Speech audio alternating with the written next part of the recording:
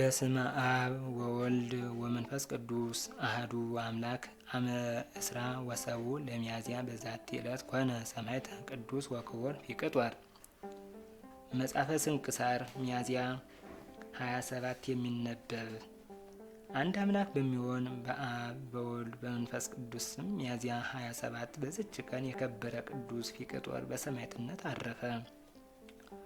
ለዚህ ቅዱስ የአባቱ ስም ሄርማኖስ ነው። እርሱም ለዲዮቅልጥያኖስ የአማካሪዎቹና የሰራዊቱ አለቃ ነው።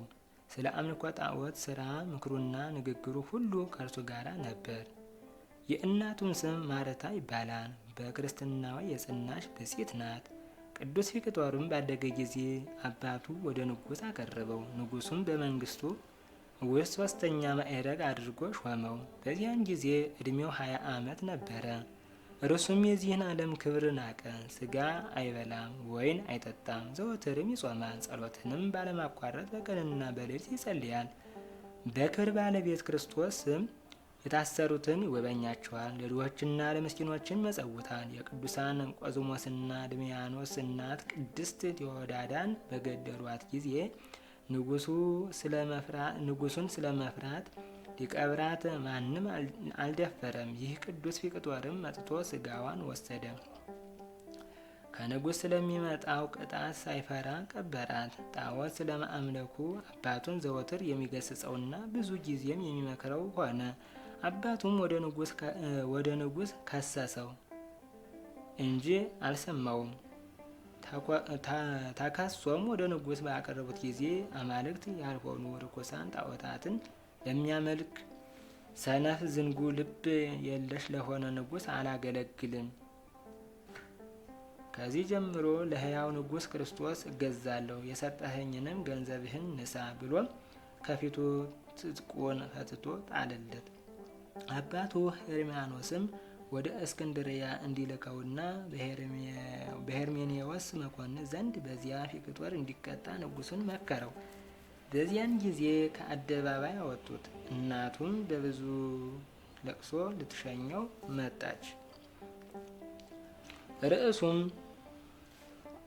ሲመግባቸው ስለነበሩ የታሰሩ ምዕመናን፣ ስለ ድሆችና ምስኪኖች፣ ስለ ሙት ልጆችና ስለ ባልቴቶች የሚሹትን በመስጠት እንድትጎበኛቸው አዘዛት። ከዚያም አፉን ለጉመው ወሰዱት። በእስክንድርያ አገር ወደ መኮንኑ ሄርሜኔዎስ ዘንድ በደረሰ ጊዜ ታላቅ ስቃይን አሰቃዩት። የእግዚአብሔርን መልአክ ወደ ሰማያት አውጥቶ ስለ ክብራቸው ለመናገር የሚያስጨንቁ የብርሃን ማደሪያዎችን አሳይቶ ወደ መኖሪያው መለሰው። መኮንኑም በእሳት ባፈሉት በዝፍት በዲን ደግሞ አሰቃየው። ከዚያም በብረት አልጋ ላይ አስተኝተው ከበታቹ እሳትን አነደዱ። ደግሞ ከውሽባ ማንደጃ ውስጥ ጨመሩት። በየአይነቱ በሆነ ስቃይም አሰቃዩት። የክብር ባለቤት ጌታችንም ያጸናውና ከስቃዩ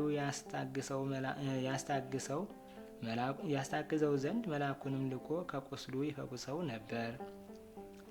ከዚህም በኋላ ወደ እንዴናው ከተማ ላከው። በዚያም ታላቅ ስቃይን አሰቃዩት። ምላሱን ቆርጠው በእሳት ያጋሏቸውን ችንካሮች በጎኖቹ ውስጥ ጨመሩ። እግዚአብሔር ግን አጽንቶ አስታግሶ ያለ ጉዳት በደህና ያነሰዋል።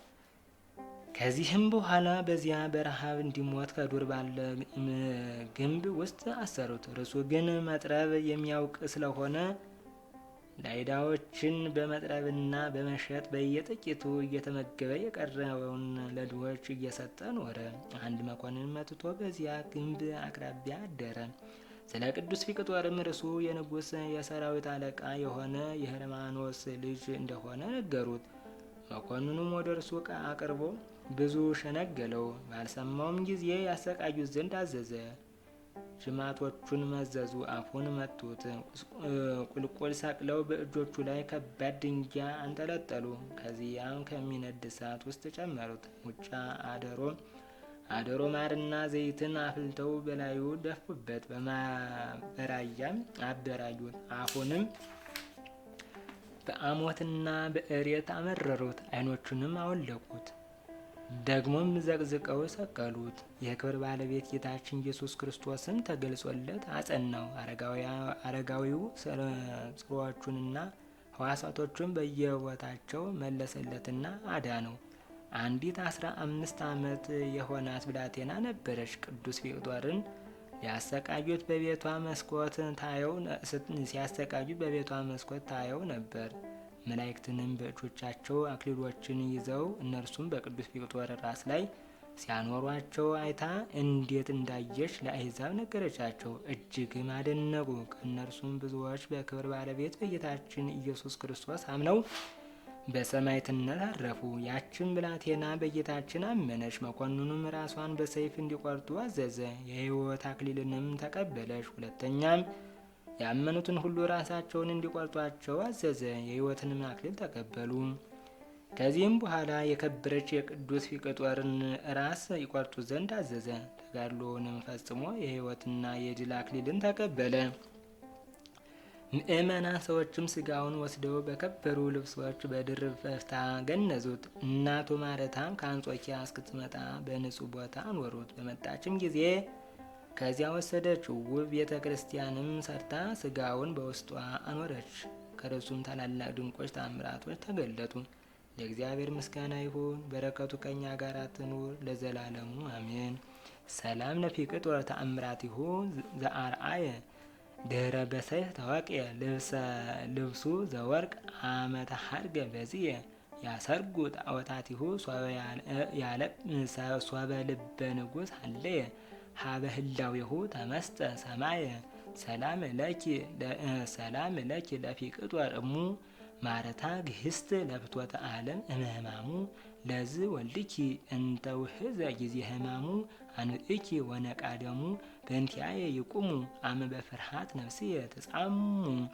ሰላም ለክሙ ማህበራነ ፊቅጦር በሃይማኖት ወስቱፋን በህማማት አባን ወባ ወሶሲማ ወእስጢፋና ብጺት እንዘ ትዘከሩ ስሞ ለክርስቶስ ሕይወት ዘተደለውክሙ ለመሪር ሞት።